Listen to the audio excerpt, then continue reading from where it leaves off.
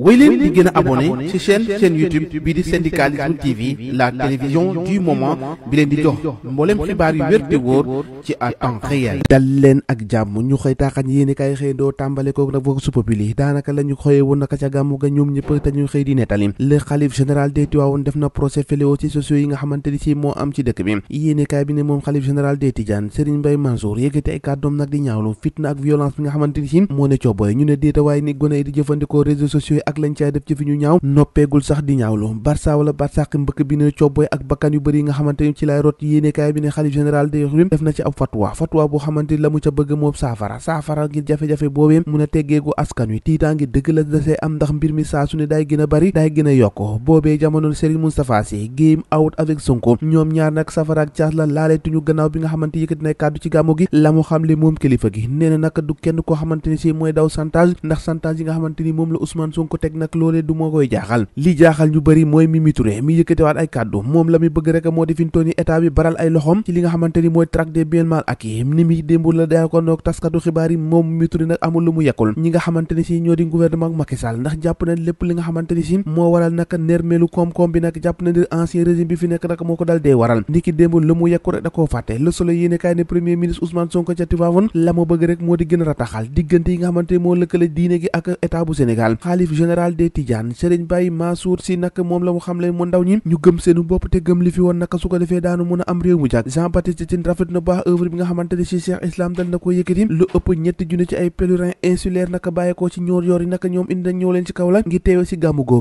googee naka yëkkati nañ si ay kàddu la ñu bëgg rek moom xalifa yi ñu fexe ba joyanti réew mi ci loo xamante ni si dina tegwaat li fi woon naka ci ay valeurs yu baax L'Observateur yéeni kaay dikkaat ci politique économique ak sociale FMI moom la mu jox Sénégal baaxul de nee na Sénégal moom seeni koom-koom ci ñetti weer yu dal dee weesu nag dafa nërmeelu lool te fan yi di ñëw nag loolee bu dàkkul dina gën a métti rationalisation des exonérations amélioration ak collecte de recettes fiscales loolee la waa FMI bëgg Sénégal def su ko defee nag koom-koom bi mu gën a tegwaat yoon bi yéeni kaay bi ne waaye nag ak augmentation fiscalité waaye électricité bi nag loolee moom dañ ko war a exclure su ko defee rek mbir mi tegwaat yoon lu ko mooy koom-koom gi dina mëta gën a métti L'Observateur yéeni kaay ne élection anticipée 17 novembre législative les clés des meilleures combinaisons politiques Pastef nag am na ci erreur yu bëri nga xam ne war na koo moytu su ko defee nag mu bañ a am laji waaye tamit am na sas yu rëy yu lalu ci opposition boo xamante ni si war nañoo tegu Moustapha Sy Sonko ñoom ñaar fi ñu tooni giita ngaas ga gatsa ba tegu na dëggantaan quotidien yéene kaay ne lu ñu toog rek waxuñu waaye Sénégal am na bor woo xamante war na koo fay compte yi nag ñoo ngay gën a yéeg 8125 milliards yoo xamante ni si war nañ koo fay ci at mi ñu dëgmal ay Sénégal fu ñu jëm ak bor Les Échos yéene kaay ne ARCOP naka saisir nañ ko ngir ab enquête les avocats de AOPO Dakar Sénégal ñoom nag dénoncé nañu bu baax grave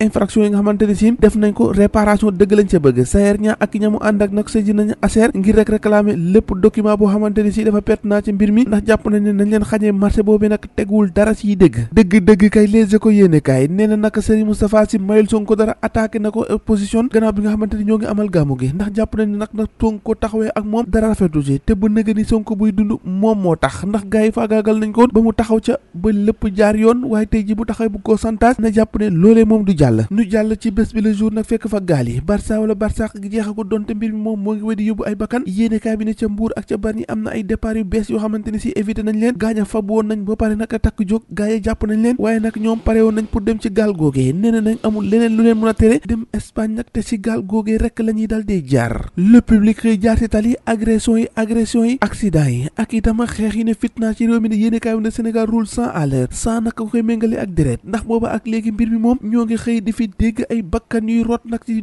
ñaari fan lu tolloog fukk ak benn yoo xamante ne rotati nañ ci tali bi Tivaouane Peulh ab xeex boo xamante ne si tax na bu ñu faat fa kenn nit Ziguinchor ñu classé ko 6e poignard di nag ay Sénégal fu ñu toll nii accident Barça wala Barsaq xeex bi di faatante ay bakkan mbir maa ngoog ñoo ko déggandoo jaa ngeen jëf ba ëllëg